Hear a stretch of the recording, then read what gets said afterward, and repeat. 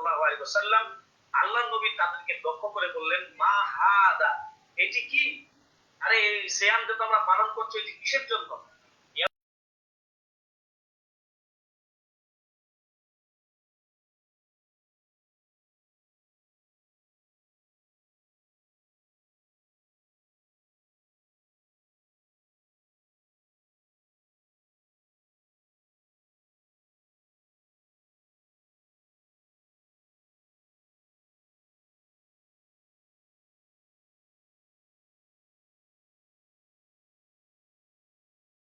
কি করেছিলেন?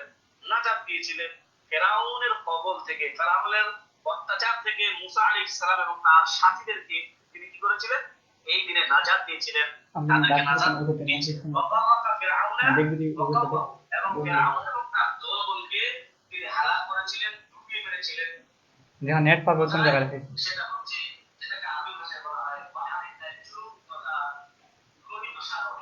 সেই লোহিত সাগরে তাদেরকে ফেরাউন এবং তার দলবলকে এই জঙ্গলে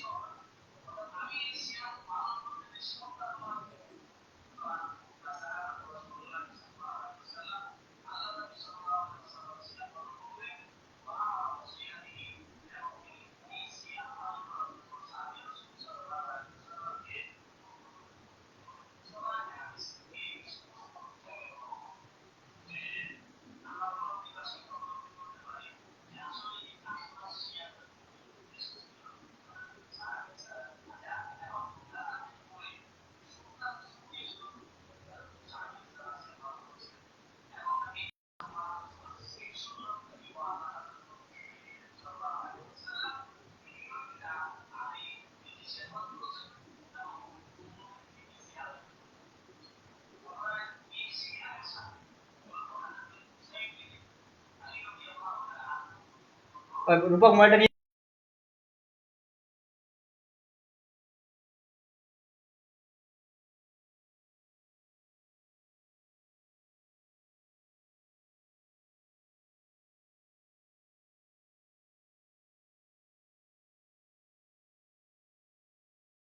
সিয়াম পালন করি। হযরত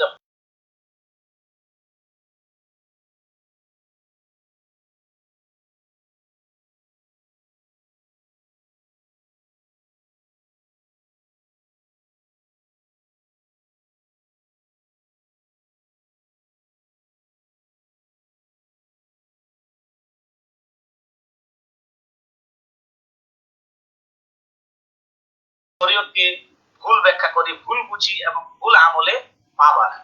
সুতরাং প্রথম কথা হচ্ছে যে আমরা যদি কারোর জন্য শখ পালন করি, তাহলে ইসলামে শরীয়ত কি বলে শখ পালনের ব্যাপারে? নবী করিম সাল্লাল্লাহু আলাইহি ওয়াসাল্লাম বলছেন, কোন ব্যক্তি যদি 3 দিনের বেশি তার সন্তান মারা গেছে এবং 3 দিনের বেশি কেউ যদি শখ পালন করে, সে আমার অন্তর্ভুক্ত নয়। তাহলে বোঝা গেল যে নিজের সন্তানের জন্য যদি 3 দিনের বেশি শখ পালনের করার অধিকার কাউকে না দেওয়া হয়, তাহলে হযরত হুসাইন রাদিয়াল্লাহু তাআলা আনহু আজ থেকে কত বছর পূর্বে তিনি শহীদ হয়েছেন এবং তার জন্য আমরা মর্মান্তিক অবস্থায় থেকে তার শহীদ, যদিও খুব মর্মান্তিক শহীদ এবং দুঃখজনক শহীদ, তাতে প্রত্যেকটা মুসলমানকে দুঃখ প্রকাশ করা উচিত, এতে কোনো সন্দেহ নেই। কিন্তু সেই দুঃখ প্রকাশটা কেমন হবে? সেটাকে জাহির করে বলতে হবে না, কখনোই নয়। সেটা মনে, তার মনে মানে আগ্রহ থাকবে, তার মনে একটা দয়া থাকবে, এটা অবশ্যই থাকতে হবে, না হলে তার ঈমান থাকবে না। কিন্তু এইটা করতে গিয়ে আমরা আবার হিতে বিপরীতে না এসে যাই, যে শরীয়তের হুকুম বিধানকে আবার আমাদের দ্বারা যেন না হয়, অমান্য না হয়, এই জন্য আমাদেরকে খেয়াল রাখতে হবে। প্রিয় দর্শক মন্ডলী, আপনারা ভালোভাবেই জানেন যে হযরত হুসাইনের নামে আর যে কুসংস্কার গুলো সমাজের মধ্যে বহাল ভাবে এখন অব্যাহত আছে, সেগুলো মূলত রাসূল সাল্লাল্লাহু আলাইহি ওয়াসাল্লামের সঙ্গে কোনো সম্পর্ক নেই। মনে রাখতে হবে, নবী করিম সাল্লাল্লাহু আলাইহি ওয়াসাল্লাম যে সিয়াম পালন করতে বলেছিলেন, হযরত মুসা আলাইহিস সালামের জন্যই সিয়াম পালন করতে বলেছিলেন। আর হযরত হোসেনের জন্য, শোক পালনের জন্য যারা সিয়াম পালন করে, তাদেরকে বলে রাখি, নবী করিম সাল্লাল্লাহু আলাইহি ওয়াসাল্লামের মৃত্যুর প্রায় 50 বছর পরে হযরত হুসাইন রাদিয়াল্লাহু তাআলা আনহুর শাহাদাত তথা কারবালার ময়দানে যেদিন হযরত হুসাইন রাদিয়াল্লাহু তাআলা আনহু কারবালার প্রান্তে মর্মান্ত আকারে শহীদ হন, প্রায় রাসূল সাল্লাল্লাহু আলাইহি ওয়াসাল্লাম মৃত্যুর 50 বছর পরে এই ঘটনা ঘটে। তাহলে কি করে আমরা এই সিয়াম হযরত হুসাইন রাদিয়াল্লাহু তাআলা আনহুর নামে শোক পালন করার মাধ্যমে এই সিয়াম পালন করি?